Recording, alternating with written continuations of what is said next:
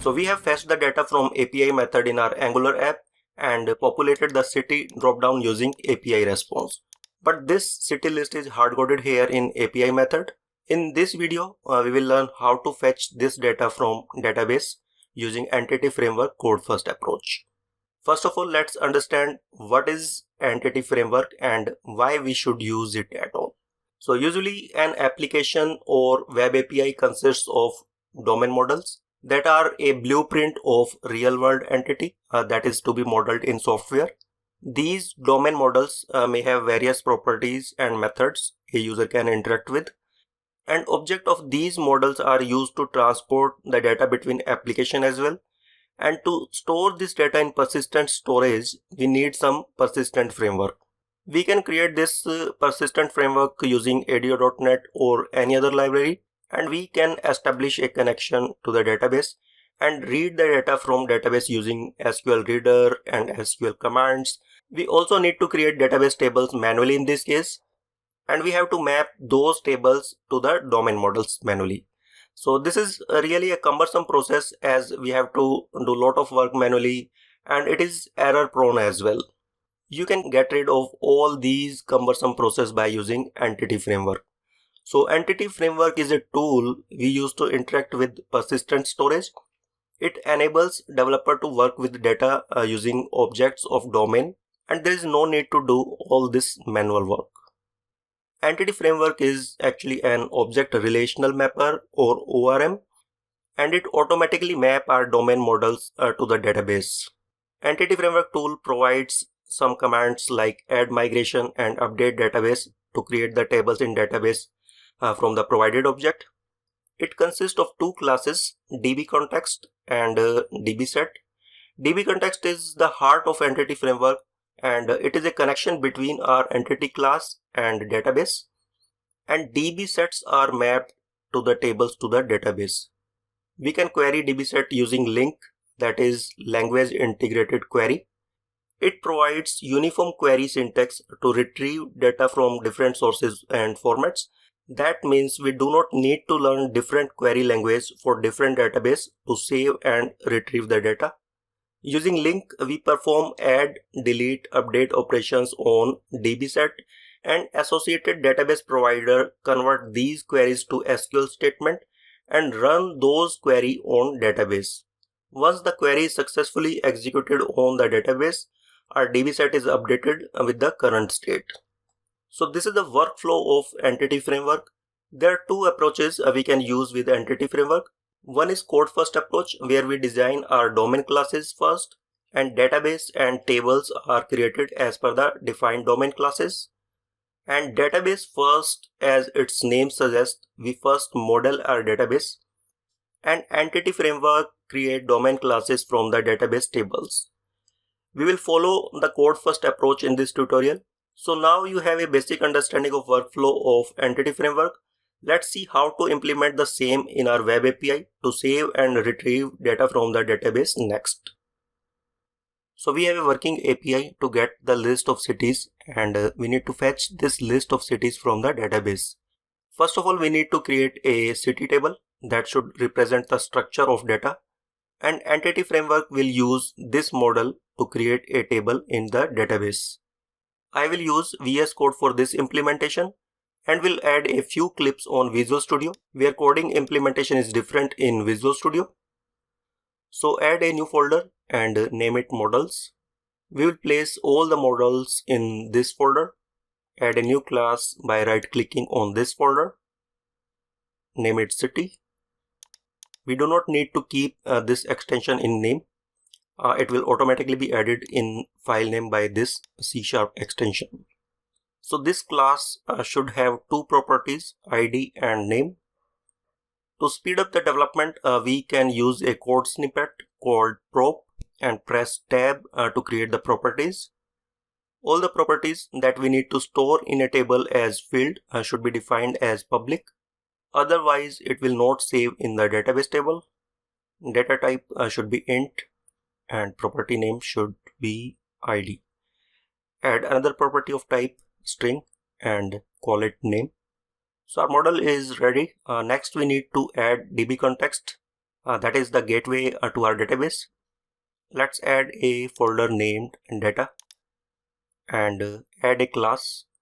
Call it data context. You can name it whatever you would like for this class name. And this class should be derived from dbContext class. We are getting error because we have not yet added the required package in our application. And if you would have worked in .NET Core before version 3, you may have noticed that Entity Framework Core was already available to use at this stage. But since version 3, it has changed and the package is not included with standard .NET SDK installation. So we have to add it from NuGet Package Manager. There are multiple ways to install NuGet packages. We will use NuGet Package Manager extension that we already have installed in our previous video. So press Ctrl Shift P or Command Shift P on Mac to open this command palette and start to type NuGet. You will get this option to add a NuGet package. Select this one and start to type the package you want to add in your application. The package we need to install is Microsoft.Entity Framework Core. It is very important to spell it correctly and select this one. Next, we need to select the version we need to install. Make sure it matches with the .NET framework we are currently using. In CS Proj file, you will get the version name you are using. So we are using .NET Core 3.1 in this video. We will select 3.18 here. That is a stable version at present. So this package reference will be added here in our CS Proj file, and C# extension will prompt us to execute the restore command in order to install the required files. So it has been restored. This is one way to add a package from NuGet Package Manager. You can add this line manually as well in CS Proj file, and you can use .NET restore command in the terminal window to install all the required file. So Entity Framework package is installed. If we will press Ctrl dot or press this light bulb, we can see we are getting an option to use this namespace in our class. Select this and this namespace will be added on the top and the error line is now disappeared. So this is how we can add a NuGet package in VS Code. Let's see how to add it in Visual Studio as well. I have changed the theme of Visual Studio to blue one so that you can differentiate if we are using VS Code or Visual Studio. Visual Studio already has the option to install NuGet packages, and if we press the Ctrl dot here, it automatically suggests us the package that is to be installed from NuGet. So obviously it is little easier than VS Code here. You do not need to Google or keep remembering package name if you are using Visual Studio. And if we click here, you will get an option to install the latest version, or we can choose this one to install with Package Manager. Let's select Install with Package Manager and it will open up this interface. Click Browse tab to install it from NuGet. This one is what we need to install, and one good thing is here it also has the option to include or exclude pre-release, and by default it is unchecked. We'll get only a stable version here in the version list if it is unchecked. Here we can get the details of dependencies related to this package. You can also open this package manager window from Tools, NuGet Package Manager, and Manage NuGet Package for solution. As I already have installed these packages in past, I am getting the name of these packages in the list. But if it is the first time you are installing a package, you will have to manually type the package name here. And your solution may contain multiple projects, so you can install a package in a specific project, but we have only one project in this solution. Let me select this one and press the install button and accept the license terms.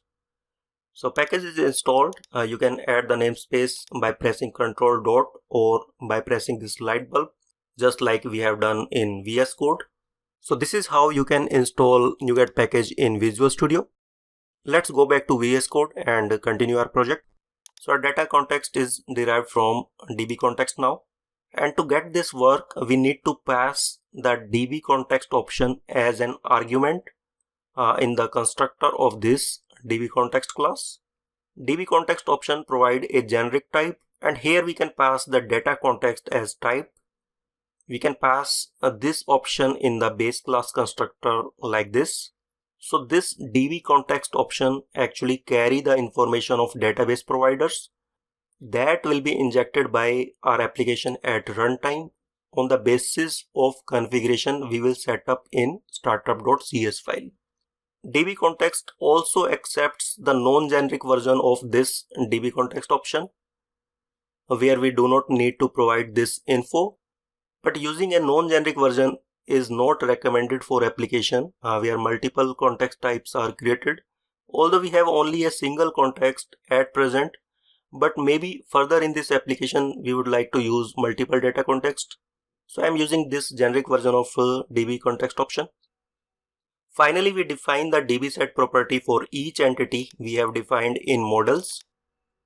Dbset is a generic type and we need to pass the name of entity here.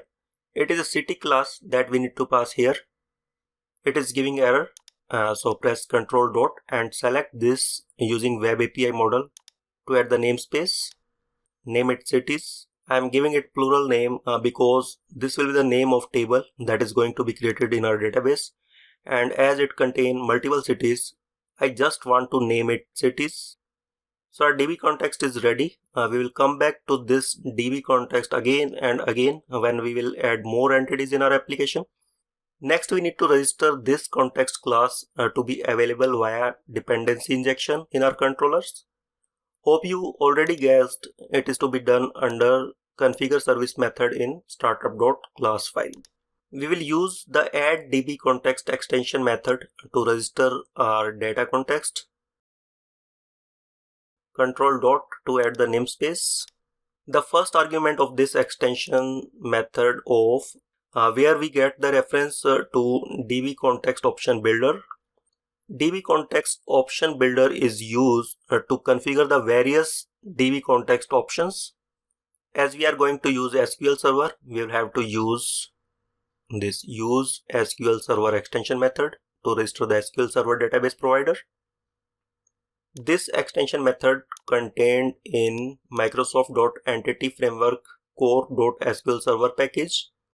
We need to install it from NuGet. Make sure to select 3.18 version, the stable version.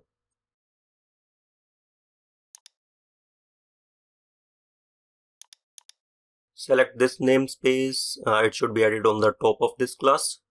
Next, we can pass the connection string to this extension method. We can directly pass the connection string here only, but that is not a good approach. We will define it in appsetting.json file. So add a key for connection string, and it is important to name this key connection strings, and we can define multiple connection strings under this key. Let's call it default and provide the details of SQL Server connection.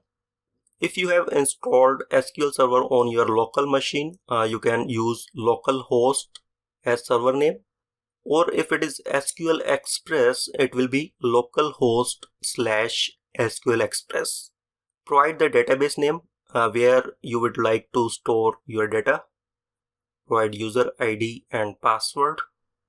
And if you are using Windows, you can use integrated security equal SSPI as well. In that case, you do not need to provide user ID and password here. Now we can access this connection string in startup class using this configuration property. It contains a method to get the connection string. Actually, this method specifically look for the connection strings key. That is why it was important to define the key as connection strings. Here we can pass the name of our connection string. We had named it default in app settings. So all configuration has been set up with Entity Framework. We can inject this service in our controller to save or retrieve the data from database now. But before that, we need to take few more steps to create the table in database as per the entity we have set up in DB context.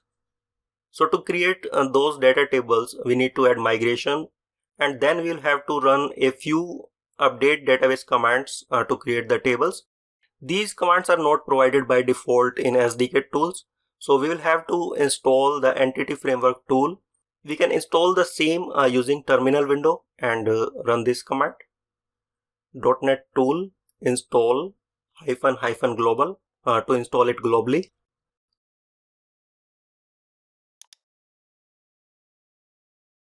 So it's installed. Now we can add migration using command .NET ef migration add and name of the migration.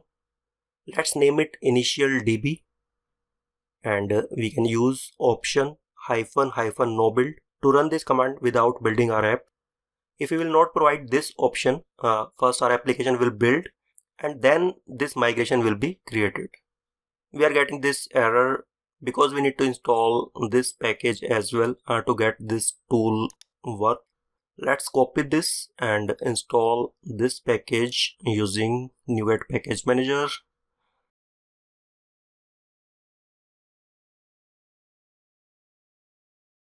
Restore it.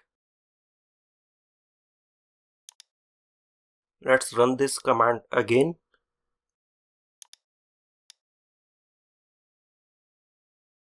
But still we are getting this error, and sometimes I know VS Code behave very weird.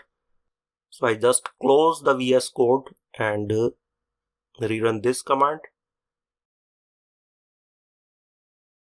And this time migration is successfully added. You can see this new migration folder is added and it contains these 3 files. These 2 files are used to keep the version history. This one is the main file that entity framework used to run various commands on our database. So each new migration contains 2 methods. One is up to upgrade the database to the next version, and this one is the down to downgrade the database to the original version before upgrade. You can see this migration contains the commands to create the table as per the entity we have defined. So before running these commands, we need to add the database where these commands will be executed. So create a new database. Let's name it HSPA. That is what actually we have defined in our app settings. So there is no table in the database. And next we will run database update command to create the table in the database, and run this command .NET ef database update. It's done. Let's see if tables are created in our database. You can see new tables are created in the database, and this ef migration history command will keep the history of each migration, and it is very important that we do not delete this table from the database. And this city table is added and fields are added as per the entity class we had created in model folder.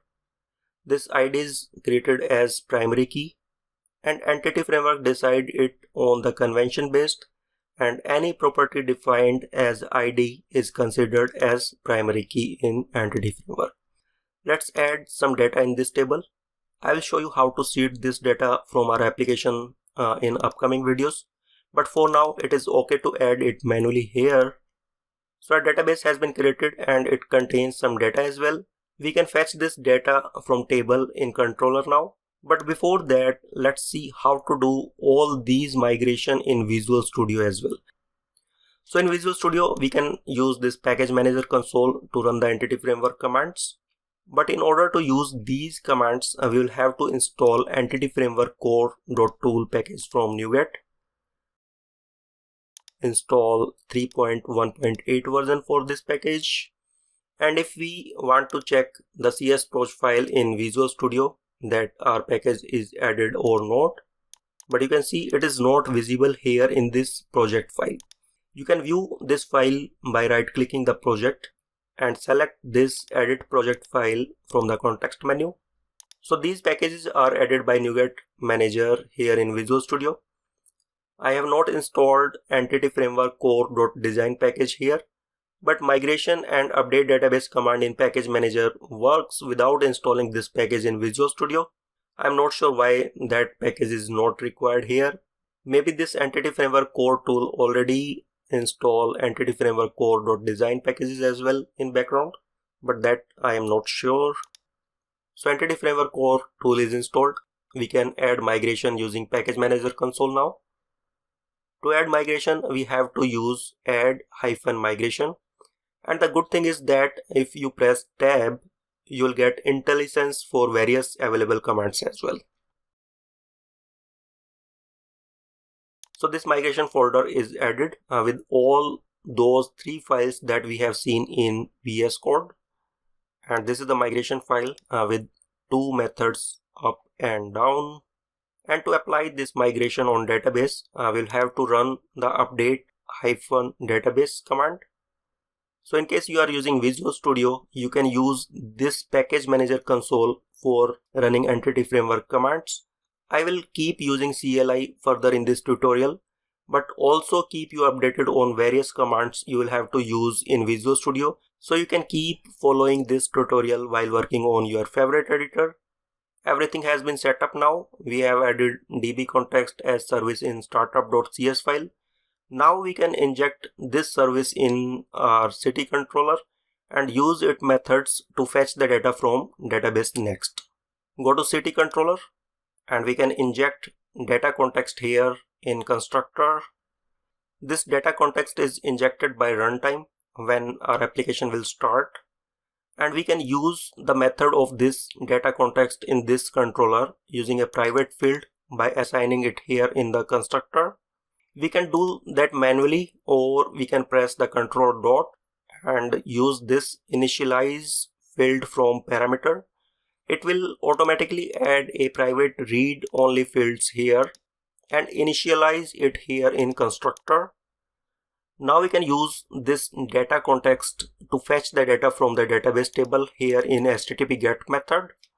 Let's return iActionResult here. If we use iActionResult, we can return API response with various HTTPS standard status code as well. Remove this line, and first we will fetch the list of cities in a variable using data context, and select the DB set you would like to fetch from database. We only have cities property in our DB context. Now we can return this city variable here with OK status as an HTTP response. So we are done with the API part, and let's check if our API successfully fetching the data from our database table. Run the application and open our city endpoint in browser. Perfect, we are getting this data from database now. Next we will have to make some changes in our Angular app as well, because now our API is returning a JSON object in an array. Previously it was returning an array of string. If we will run our application without changing anything, you can see now we are getting objects in drop down. Let's resolve this problem. Open add property component, and here instead of declaring it as the type of string array, let's change it to any. We will define an interface for this city as well in upcoming videos, and we will replace this any with that interface.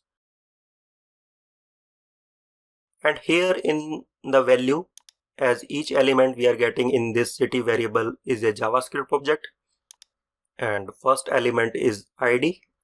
We can replace this value with city.id and replace this display value with city.name. Refresh the page, and now this list is getting populated from the database. So congratulations, you have learned that how to use Entity Framework in your web API and fetch the data from database table. It was really a very big session. Hope you did not get bored and enjoyed coding along with me. Next we will learn how to make this method asynchronous, and we will also implement add and delete operation in this controller. See you next video. Stay tuned. Bye bye.